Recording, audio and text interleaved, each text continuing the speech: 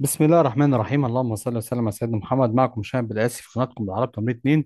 رجعت لكم بعد فتره طويله، معلش.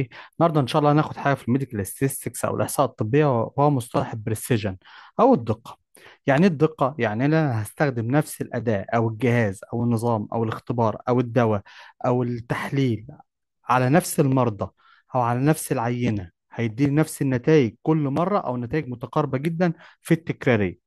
يعني بمعنى أصح إن أنا بقيس على نفس العينة أكتر من مرة، وتطلع لي النتيجة كل مرة هيها متقاربة أو نتائج متقاربة جدا. حتى لو النتيجة مش صحيحة بنسبة 100%، بقول إن النتائج طالما بتتكرر بنفس الشكل بنفس القيم يبقى الجهاز ده دقيق أو التحليل ده بريسايز. طيب، في كلمتين مصطلحين اسمه بريسيجن والأكيرسي، الدقة والصحة. الدقة معناها النتائج متقاربة جدا من بعضها البعض، الصحة النتائج بتكون قريبة ديت من القيمة الصحيحة فعلا. ومش شرط ان يكون الجهاز او التحليل دقيق يبقى صحيح، او صحيح يبقى دقيق. لازما عشان نقول الجهاز ده او الدواء ده او الاداة ده او السيستم ده او النظام او اي حاجة دقيقة وصحيحة، او افضل حاجة يبقى دقيق وصحيح، بريسيجن واكيرسي. طيب، طبعا ده بالانجلش proportion of true positive result of out of all positive result given by a test. When a test says someone has the disease, how often is actually correct. مثال بسيط جدا: جهاز السكر. جبنا جهاز سكر جديد في المستشفى، وجينا نقيس بيه للمرضى لانها بيطلع لنا قراءات 110 111 109. فالقراءات المتقاربه دي بنسميها بريسايز ريزلت او نتائج دقيقه. ولكن النتائج الدقيقه مش صح، المفروض تكون، يعني مش شرط تكون صحيحه. ممكن الجهاز فعلا بيدي قراءات دقيقة بس مش صحيح، ممكن يكون الجهاز ده فعلا دقيق وصحيح في نفس ذات الوقت. فعشان كده الفيجرز اللي قدام حضراتكم ديت بتوضح لنا ايه المطلوب او ايه اللي انت تعرفه الفرق ما بين accuracy والبريسيجن. في هنا مصطلحين في الريسيرش، ان شاء الله لما تبقوا ماجستير او دكتوراه، في validity و reliability. يقول لك ايه الفرق طبعا في المناقشه، يقول لك ايه الفرق ما بين validity و reliability. الفاليديتي معناها الاكيورسي، و reliability معناها البريسيجن. الفاليديتي معناها الصحة، والريلابيليتي معناها الدقة.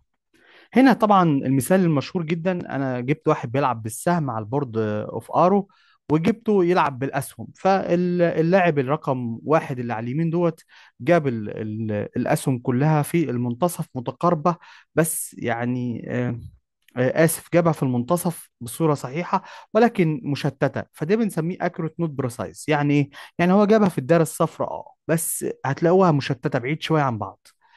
اللاعب التاني اللي على الشمال دوت هتلاقوهم هو الاكيوريت وبريسايز، راجل دقيق وصحيح، جاب كل الاسهم في قلب المنتصف في الدايره الصفراء وكلهم قريبين من بعض. وده افضل حاجه، يعني لما نقول التحليل ده بريسيجن عالي والاكيورسي بتاعته عاليه، ده دقيق وصحيح. التحليل ده او الدواء ده او الاداه دي صحيحه ودقيقه لو ادانا نفس النتائج في التكراريه وادانا بصوره صحيحه. طبعا هنا اللاعب بالاسهم اللي على اللي تحت دوت اللي على اليمين نوت اكيوريت نوت بريسايز، يعني ما جابهاش اصلا ولا بصوره صحيحه في المنتصف ولا بصوره دقيقه، مشتته. هنا طبعا اللاعب دوت بقى اللي على الشمال دوت اللي هو تحت، هتلاقيه هنا جابها بصوره متقاربه جدا، ده البريسايز، حقق البريسايز بس مش بصوره صح، ودي النوت اكيوريت. ارجو ان تكونوا فهمتوا الايمج دي. طيب، هنا الجدول بتاع الكونديشنز او التست. الجدول ده مهم جدا ان انت حضرتك تفهمه ببساطه. اهم حاجه بتتفهم فيه ديزيز، مرض، نوت ديزيز. يعني في مرض هنا اللي هو بشاور عليه بالبوينتر ده المرض، والنوت ديزيز اللي هو اللي على اليمين دوت.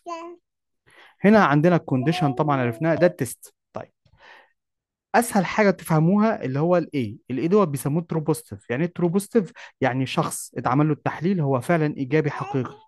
ترو بوزيتيف يعني ايجابي حقيقي، وده بنديله رقم A B C D. أه تاني اسهل حاجه الدي ده بيسموه الترو نيجاتيف. يبقى في ترو بوزيتيف وفي ترو نيجاتيف. يعني ايه؟ يعني ترو نيجاتيف يعني المرضى دول تتعمل لهم التحليل طلع فعلا سلبي، طلع سلبي، ولكن يعني الناس دي عندها فعلا سلبيين، هم ما عندهمش مرض، نو ديزيز. وده فعلا كده يبقى التحليل كويس. المشكله دايما بتكمن في البي والسي. البي دوت اللي هو الفولس بوزيتيف، ناس ما عندهمش المرض ولكن التحليل مطلع لهم انهم بوزيتيف عندهم مرض. والسي دوت اللي هو الفولس نيجاتيف، ناس اصلا عندهم المرض ولكن التحليل طالع او الجهاز مطلعهم ان هم بس توجع، اللي هم عندهم ان هم عندهم المرض. يعني ده المفروض اصلا هم عندهم المرض ولكن التحليل طلعهم ان هم سلبي، ده السي. طيب البريسيجن بيبقى ايه؟ الاي زائد الاي بي، الترو بوزيتيف على الترو بوزيتيف زائد الفولس بوزيتيف. تعال ناخد مثال عشان نفهمه اكتر. في عندي 28 شخص احنا جبنا لهم جهاز او تحليل آه، يطلع لنا هم عندهم سرطان ولا لا.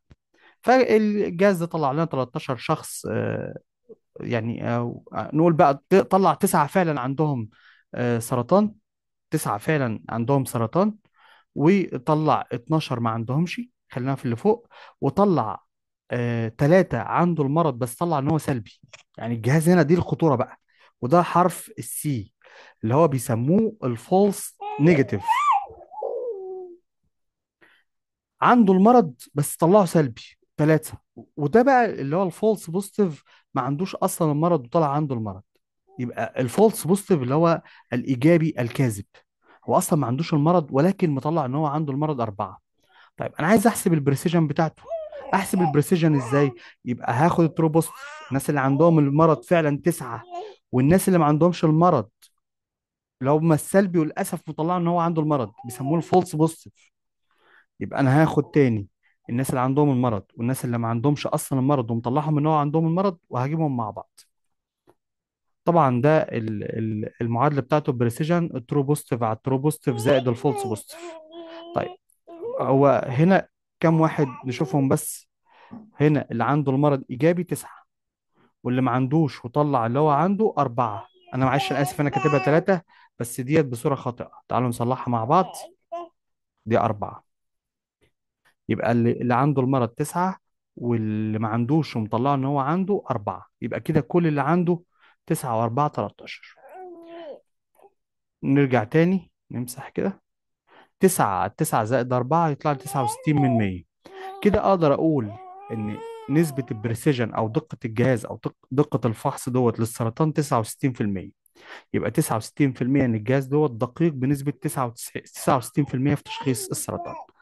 ارجو ان تكونوا فهمتوا الحكايه ديت. يبقى تاني اخر حاجه الترو بوزيتيف ان هو الحالات دي كلها اللي عندها موجب وهي فعلا عندها سرطان. اما الفولس بوزيتيف الحالات اصلا ما عندهاش سرطان وللاسف الجهاز مطلعها وده الخطا خالص. يبقى الاي على الاي زائد بي هيطلع لي ايه النتيجه. ارجو ان تكونوا فهمتوا الموضوع. شكرا لحضراتكم، السلام عليكم.